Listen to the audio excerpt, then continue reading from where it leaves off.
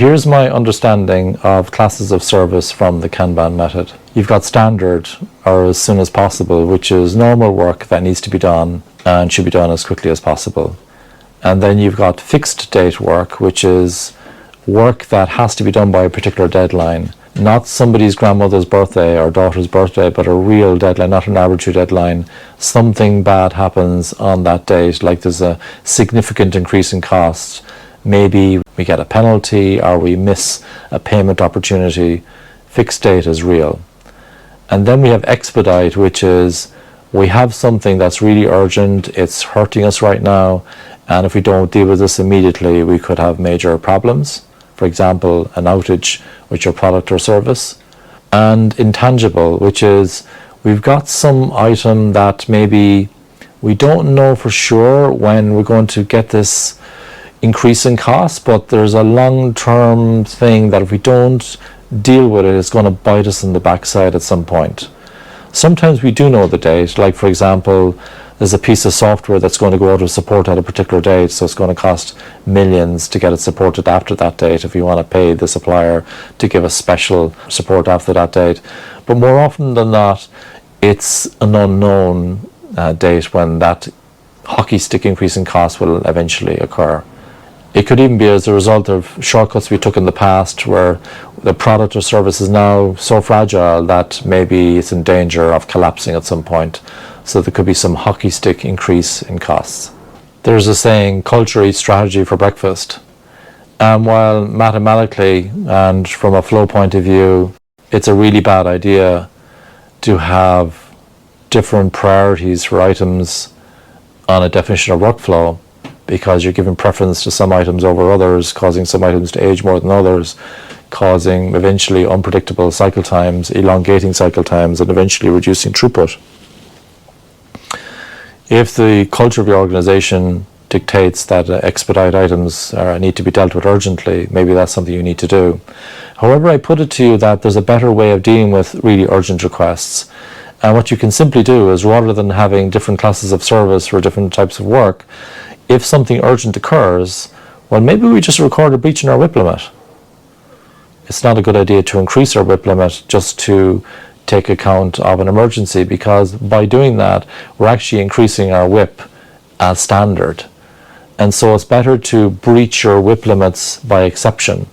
That's the direction the Kanban guide would be going in, where you would, instead of having special increased WIP limits like an expedite lane, for example, instead of doing that, maybe you would record a breach when an urgent item occurs. Brendan Vodsko often quips in a humorous way that when someone comes to him with an urgent item, he goes off to the press and comes back, and then he comes back with 2 sleeping bags, and then to the confused customer, he's saying, "Here's your sleeping bag, and this is my one." And the customer saying, "Like, what are you doing? Why are you giving me a sleeping bag?" "Well, you said this is urgent, so that's your sleeping bag, and this is mine, because we're not going home when we fix this, right?" "Oh, it's not that urgent." So it's a bit humorous, but I guess I'm trying to emphasize the point is, how urgent is that urgent request really, okay? In terms of fixed date items, you could just write the fixed date on the card so we all understand that there's a fixed date on the item. If there's one class of service that I really do appreciate, it's intangible. This is my personal opinion, because often what I see in cultures where they want to keep everybody busy, and of course in Kanban we don't want to keep everybody busy, we want to optimize flow, and after I optimize flow we then try to improve the utilization of our people, but in an optimized way, just in the same way we don't want to fill the motorway with cars.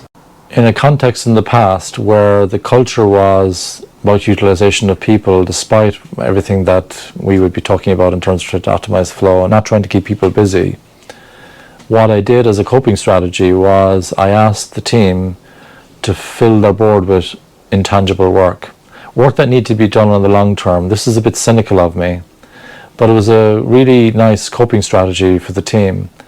And what we were able to do was, we put filling is a bit of an exaggeration, but you put in the normal work, for example, and the various priorities and so on. But by having intangible work on the Kanban board, we're starting to work on that long-term work. And so maybe by 18 months' time, when the hockey stick increase in cost eventually might occur, maybe we've already dealt with that. And so actually, if we don't bring in the intangible work, if people are kept utilized, it's likely that in 18 months' time, that intangible work could become an urgent request, actually. So the genius of actually putting intangible work on a board in a context where there's a high utilization mindset is the intangible work is actually the contingency, it's actually the slack on your board. Because we know that if something urgent does occur or there's a fixed date item, that we want to get those across the line perhaps, and in order to do that we sacrifice the intangible items that are already on the board. So the intangible items will have terrible cycle times. Maybe we can isolate the cycle times for those separately so we can separate the signal from the noise. But we do need to be cognizant that intangible work can eventually bite us in the backside, and by actually having intangible work in the system we can ensure that it actually is done by that time and we won't have that emergency in 18 months' time. So about classes of service in general, culture eats strategy for breakfast. If you go to an airport and there isn't a first class section for people to go through faster security, maybe there'll be an uproar. From a flow point of view, it's better if everybody goes through the same security queue because for everybody it's going to be faster because we've got people deployed to help people with their security and the work is evenly distributed. So if you do use classes of service, Kanban Guide doesn't prevent you from doing that. In fact, Kanban Guide is designed to support, well, at least to not lack support for other Kanban and flow approaches.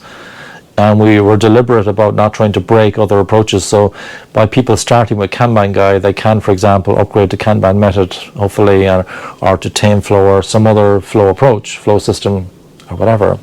Kanban Guide doesn't prevent you from using classes of service. It's just from a flow point of view, from our point of view, work item age is the most important measure, and you need to be cognizant of the impact of not managing relative work item age. Relative work item age tends to go out of control when we reprioritize items that are already in progress. The Kanban Guide view would be you can use whatever prioritization technique to start work, including classes of service, but once the work starts, you should just finish it because we don't know how valuable the item is until we've actually finished. You will have some trade-off decisions. I've had some teams in a large bank, for example, where they did use classes of service, but they put a ceiling on it. And there was one leader who really impressed me one day, and we had expedite lane, we had intangible, we had fixed date, and all that. You can either do it by lane or you could do it by different colors or legends or whatever. They happened to have lanes, but the leader, what he said was, yeah, we're going to use classes of service, but we're going to put a ceiling on the work. If any item hasn't moved for 4 days, we're going to focus on that today. And so what he was doing was he was combining classes of service with a ceiling on the work item age, so he was preventing work item age from going out of control. It still worsens your flow, but I thought it was a nice compromise, and it's something that maybe you can consider. Classes of service are an option in Kanban Guide. It's just not something that's part of Kanban Guide. It's part of what's recommended in other approaches, and you're not preventing from using it. Thank you.